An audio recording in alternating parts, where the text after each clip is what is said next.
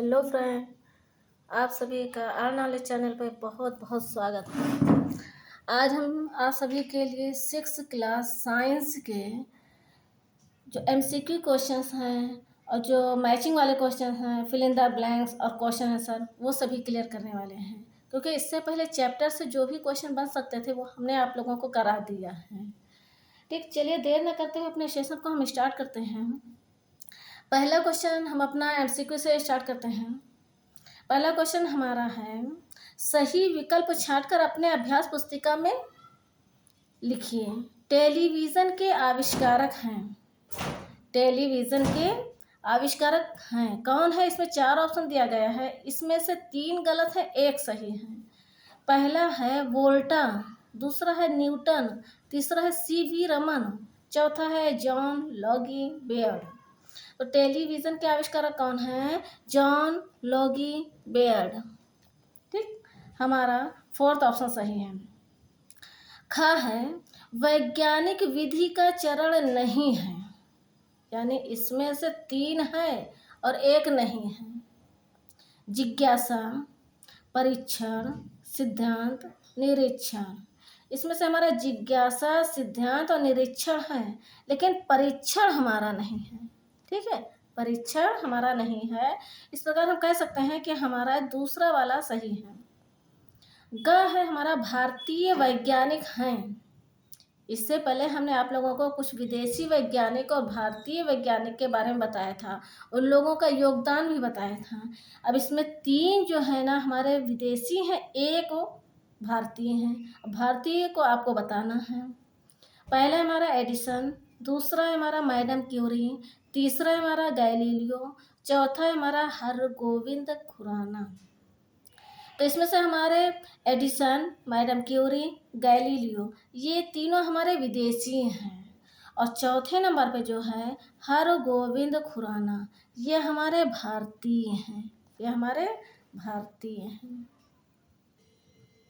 घ है हमारा ओजोन परत में छिद्र का कारण है, यानी ओजोन परत में जो छिद्र हो रहा है इसका कारण क्या है?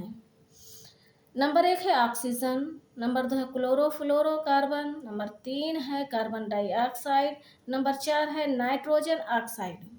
तो ओजोन परत में जो छिद्र का कारण है वह है क्लोरोफ्लोरोकार्बन। इससे ओजोन परत में छिद्र होता है, ओजोन परत का क्षरण होता है। ठीक, अब प्रश्न नंबर 2 है, निम्नलिखित प्रश्नों के उत्तर दीजिए। निम्नलिखित प्रश्नों के उत्तर दीजिए। 2 भारतीय और 2 विदेशी वैज्ञानिकों के नाम लिखिए।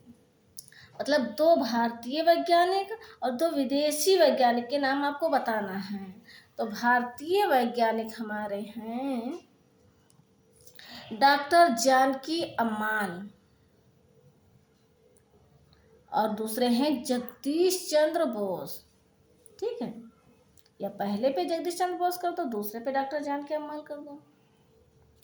दूसरा क्वेश्चन है, विज्ञान के दुरुपयोग से होने वाली किन्हीं 2 समस्याओं को लिखिए।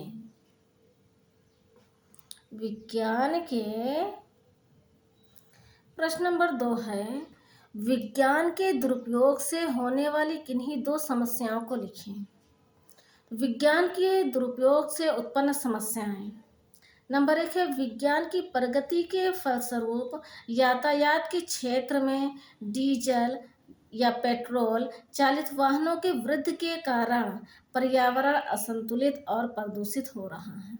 कहने का मतलब ये है कि विज्ञान की ही देन है जो कि आज डीजल और पेट्रोल वाली गाड़ियाँ बहुत ही ज़्यादा चल रही हैं।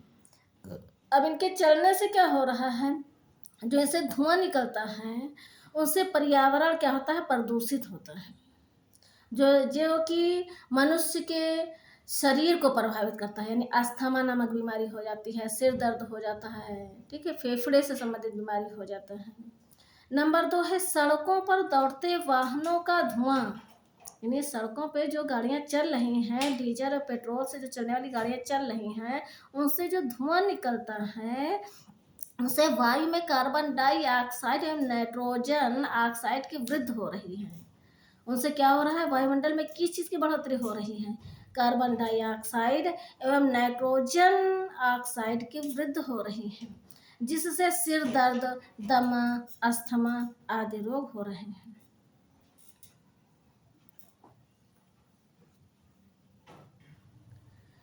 नंबर 3, निम्नलिखित में स्तंभ का व स्तंभ खा से मिलान कीजिए। निम्नलिखित में स्तंभ का और स्तंभ खा से मिलान कीजिए। एक तरफ दिए हुए हैं, स्तंभ का में दिए हुए हैं कुछ वैज्ञानिकों के नाम, स्तंभ खा में दिए हैं कुछ उन लोगों ने बनाया है, कुछ यंत्र का नाम दिए हुए हैं, किसने क्या बनाया है। जैसे नंबर का पे है doctor APJ Abdul Kalam, madam Curie, Charles Babbage, Michael Faraday, Galileo. तो डॉक्टर APJ अब्दुल कलाम ने प्रक्षेपण शास्त्र का बा से मिला दो। मैडम क्यूरी ने क्या बनाया है, रेडियम। मैडम क्यूरी ने मैडम क्यूरी ने रेडियम, और चार्ल्स बेबेज ने कंप्यूटर बनाया है। ये तो बच्चा जानता है कि चार्ल्स बेबेज ने कंप्यूटर बनाया है। गैलीलियो ने दूरबीन बनाया है। गैलीलियो ने क्या बनाया है, दूरबीन। इसको आ से मिला दो। माइकल फैराडे ने डायनमो बनाया है। इसको आ से मिला दीजिए। ठीक, ये मिलान हो गया है आपका। रिक्त स्थान की पूर्ति कीजिए। नंबर का है, कौन सा यंत्र एक दूरस्थ शैक्षणिक उपग्रह है। कृत्रिम उपग्रह एक दूरस्थ शैक्षणिक उपग्रह है। नंबर खा, कौन सा यंत्र वायु यातायात का साधन है। वायु यातायात यानी कि वो हवा में उड़ता है, हवा में उड़ करके एक व्यक्ति को एक स्थान से दूसरे स्थान पे लोगों को ले जाता है, वो है हमारा वायुयान। वायु यातायात का साधन है। यूरिया के अत्यधिक उपयोग से कौन सी चीज प्रदूषण होता है। मृदा, जल, वायु, कौन सी चीज। तो मृदा मतलब मिट्टी, यानी यूरिया का अगर हम ज़्यादा से ज़्यादा प्रयोग करेंगे तो मृदा प्रदूषण होगा, यानी मिट्टी की हमारी उर्वरा शक्ति कम हो जाएगी। ठीक है। किसने प्राचीन काल में महान शल्य चिकित्सक थे। अब यहाँ पे तुमको किसी एक वैज्ञानिक शल्य चिकित्सक का नाम देना है। सुश्रुत प्राचीन काल में महान शल्य चिकित्सक थे। यानी खाली जगह, फिर लिखा है और फिर खाली जगह पर परमाणु बम गिराया गया। यानी कहाँ और कहाँ, किस और किस जगह पे परमाणु बम गिराया गया था। तो जापान के हिरोशिमा और नागासाकी पर परमाणु बम गिराया गया था। ये हमने पिछली वीडियो में हम जब इसी चैप्टर को जब हम एक्सप्लेन कर रहे थे तो उसमें बहुत अच्छे से बताया है कि हिरोशिमा पे परमाणु बम कब गिराया गया था। यानी द्वितीय विश्व युद्ध के दौरान 6 अगस्त 1945 को हिरोशिमा पर गिराया गया था लिटिल बॉय नामक परमाणु बम, और नागासाकी पर 9 अगस्त 1945 को फैट मैन गिराया गया था। ठीक, अगर ना देखो तो पिछली वीडियो में आप लोग जाके इसको बहुत अच्छे से देख सकते हो, उसमें मैंने बहुत अच्छे से इसको बताया है। नंबर 5 है, निम्नलिखित प्रश्नों के उत्तर एक शब्द में दीजिए। यानी कुछ प्रश्न दिए हुए हैं, उनका शब्द एक शब्द में देना, उनका उत्तर। नंबर का है, दूर देशों की घटनाओं की सचित्र जानकारी देने वाले साधन का नाम लिखिए।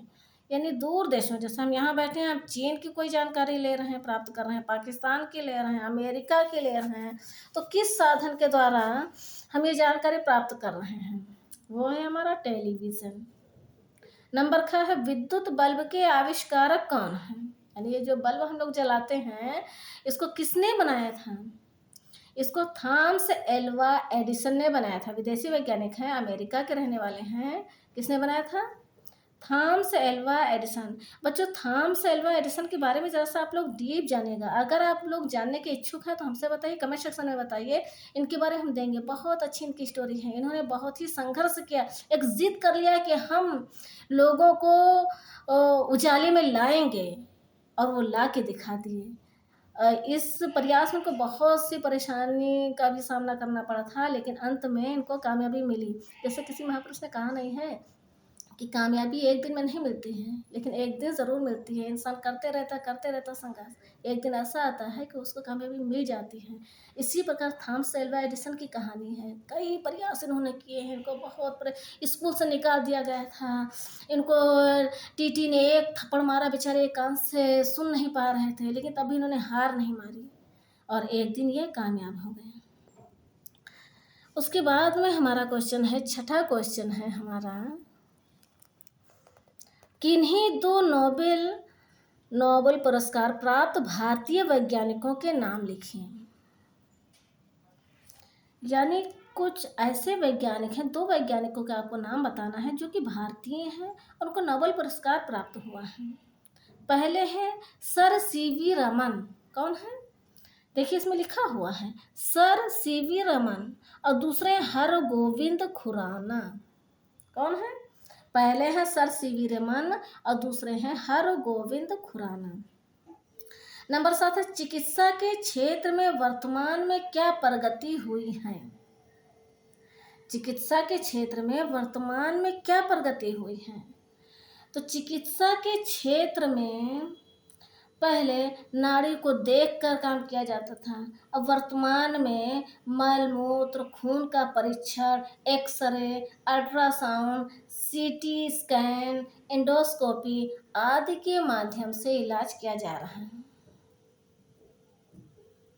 पहले ज़माने में क्या होता था? हाँ, तो क्वेश्चन नंबर 7 है, चिकित्सा के क्षेत्र में वर्तमान में क्या प्रगति हुई है? चिकित्सा के क्षेत्र में वर्तमान में जो प्रगति हुई है, यानी पहले नाड़ी को देख करके इलाज किया जाता था, अब देख के नहीं इलाज किया जाता, अब जांच करके इलाज होता है। यानी मलमूत्र तथा खून का परीक्षण, x-ray, ultrasound, CT scan, endoscopy आदि का पहले जांच करके तब इलाज किया जाता है। वर्तमान में यही परिवर्तन हुआ है। 8वां क्वेश्चन है, वर्तमान समय में संचार माध्यम के साधन क्या क्या हैं? यानी वर्तमान समय में संचार के साधन कौन कौन से हैं? पहले ज़माने में क्या था? इंसान चिट्ठी भेजता था, पत्र भेजता था, कबूतर के थ्रू भेजा जाता था चिट्ठी। अब वो सब नहीं है। अभी क्या है वर्तमान समय में, यानी आजकल आधुनिक समय में टेलीफोन है, मोबाइल है, fax, email, computer, Telegram, internet आदि का प्रयोग किया जा रहा है संचार माध्यम के लिए। संचार का मतलब क्या होता है? यानी अपनी बात कहीं दूर में रहे लोगों से बातचीत करना। अब जैसे हमारा कोई भाई है, वो बॉम्बे में रह रहा है, हमको 1000 रुपये मांगना है। पहले क्या होता था? पत्र लिखा जाता था, भाई मुझे 1000 रुपये की ज़रूरत है, हमको फीस जमा करना है, आप हमको दे दीजिए। फिर 4-5 दिन, कभी कदार कहो अगर मैं सरकारी छुट्टी हो गई 6-7 दिन बीत जाता था। वो पत्र डाकिया के द्वारा जाता था वहाँ पे, फिर वो पढ़ते थे, फिर वो पैसा भेजते थे। ठीक है। अब क्या होता है? फ़ोन कर दो, भाई मुझे 1000 रुपये की ज़रूरत है, स्कैनर दे। तुरंत स्कैनर दिया, झटाक से 2 मिनट के अंदर पैसा आ गया। तो ये क्या है? विज्ञान की ही देन है। तो इस प्रकार बच्चों पहला चैप्टर आपका समाप्त होता है, और दूसरा चैप्टर हम दूसरे नेक्स्ट वीडियो में लेकर आएंगे।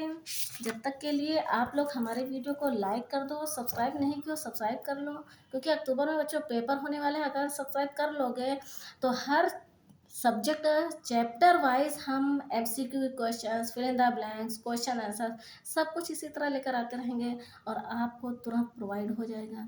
इससे आपकी तैयारी बेहतर तरीके से हो सकेगी और आप अच्छा महसूस कर सकेंगे। तब तक के लिए जय हिंद, जय भारत।